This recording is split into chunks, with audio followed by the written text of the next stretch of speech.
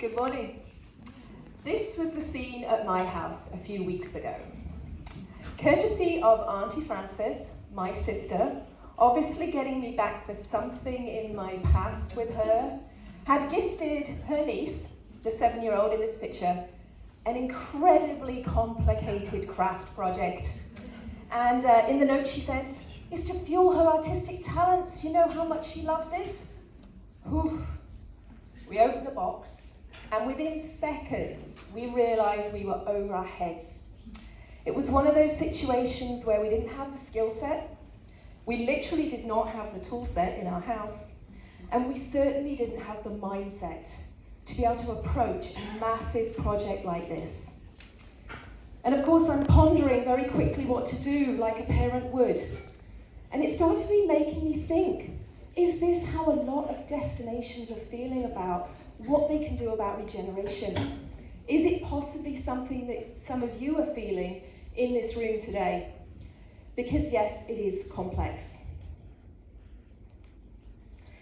So this morphed into a thought, because at the time I was just about to complete the Destination Regeneration course that was through GDS Movement.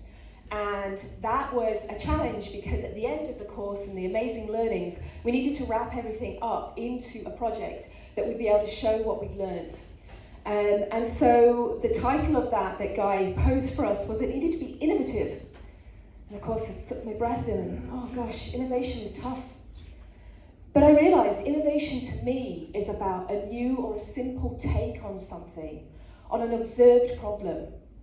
And I've observed a huge problem in our industry and the work I do. Destinations are struggling to start and they don't know where to begin. And for me, that's when the aha moment came. Because is there an opportunity here to maybe tweak an existing process that isn't as scary? And I got thinking that DMOs host events, their own events, every year. It's something that you would find is almost a routine and a system embedded.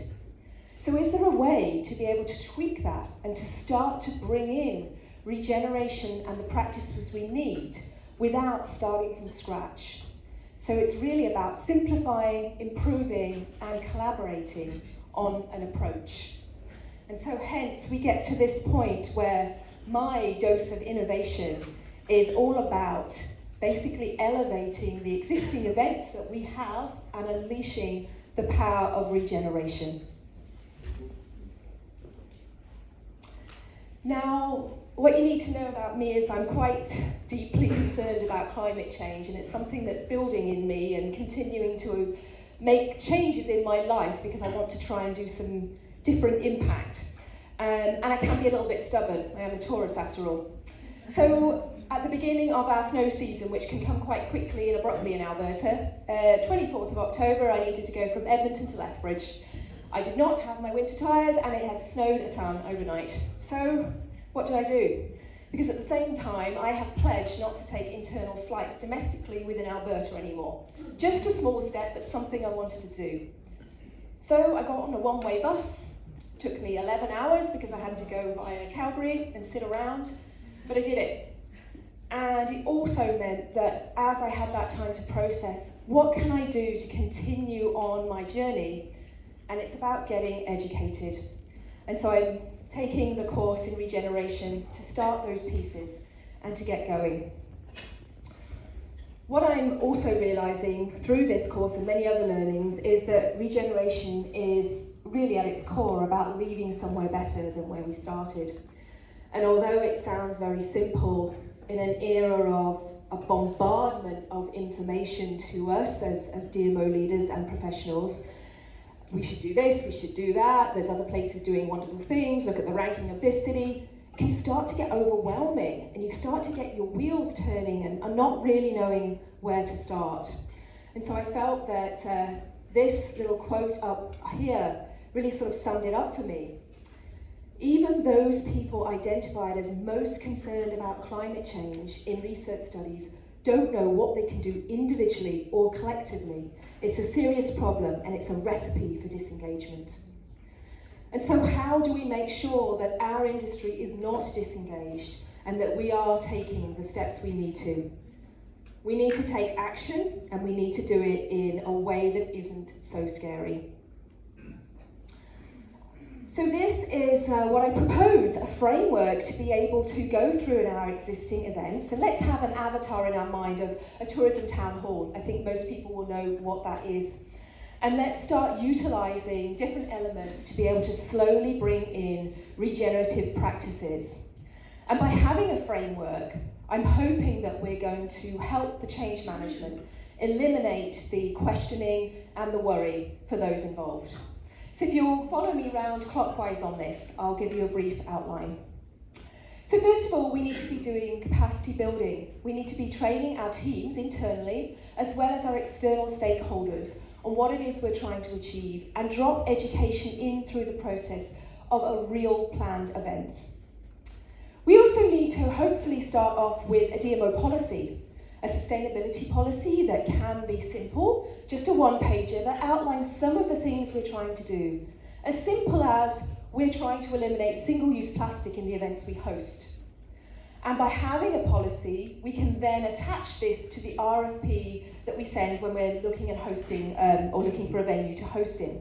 So it's from the outset set out to all of our suppliers and vendors what we're doing. Social progress issues need to be top of mind. I have seen the power of events to change social progress, and a great example of that would be the Clean Sweep programme in Lethbridge, where the unhoused community are now proud to help to clean the downtown for a daily wage, where they don't have to give a living address, and they can come and work when they feel capable and want to do it. And the downtown is clean and ready for events. There's then a destination DNA piece. Not everyone's going to be able to do everything, so think about what you have available to you. Fort McMurray Wood Buffalo can't compost at the moment. They have too many hungry bears, and they don't have a place to collect all their compost that could be inside, that won't get eaten basically.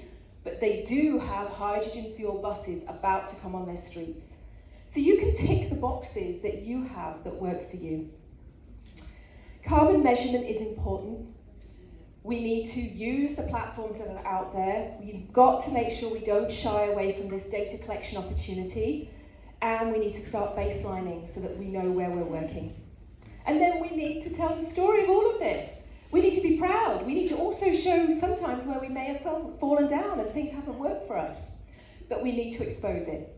And we hit the middle there when we set the vision for success. So let's get tactical.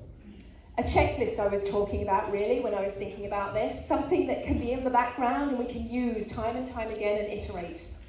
And so we need to start developing this so that we're ready. So here are a few suggestions, and there could be multiple for these, but venue and transportation. Let's start looking at venues that have a policy in place or measure their use of resources. Procurement and F&B is a wonderful place to start. We can challenge our chefs, who, believe me, they love a challenge, to bring in an indigenous dish to the menus, or to be plant forward, or we can look at how we can donate additional food at the end of an event. Energy, water and waste is an area that we can look at. How is the waste labelled even? How are the garbage bins looking in the venues we choose? Something as simple as that. Representation may not have been on the original list of things generally to look at, but who are we inviting to these events? How are we also asking our stakeholders to be involved in the process rather than just being the end audience? And whose voices are missing? And then communication, measurement. Measurement is the piece that we talked about with the baseline of the carbon.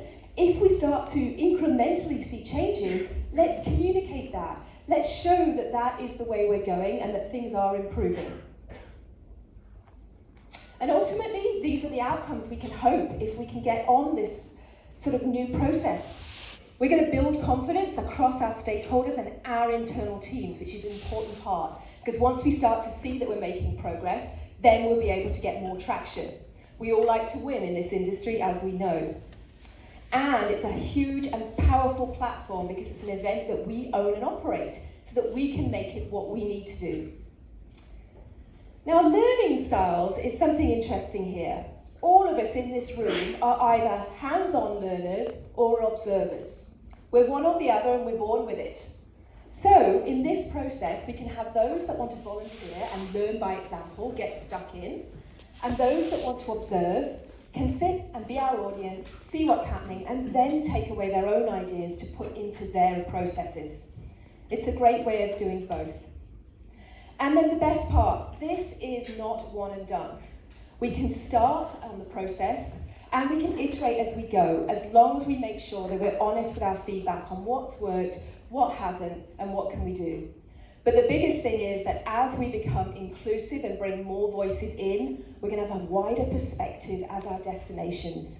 We're truly going to see things that we didn't see before. And that's the wonderful power of regenerative approaches. So, are any of you wondering how the dreaded art project went? So this is a week in, and after many blood, sweat and tears, mostly mine, this is what we produced. So those 4 little items are 4 of 164. This is the end project which we are supposed to be creating. Now, if you look closely, they're a little wonky, and I'll tell you why. Because I could not glue a thing, because Evie is my hands-on learner. And I realised that through this project. She is not going to look at instruction books. She's not going to be sit and read. She's not going to wait for me to tell her what to do. She's going to get stuck in. And that's the wonderful demonstration of this. You learn about people when you start something hard. And we all need to start something hard. So my invitation to you from this is make sure that you take the first step, that you realise that a DMO event is a catalyst for positive change, and you can start that process at any time. Thank you.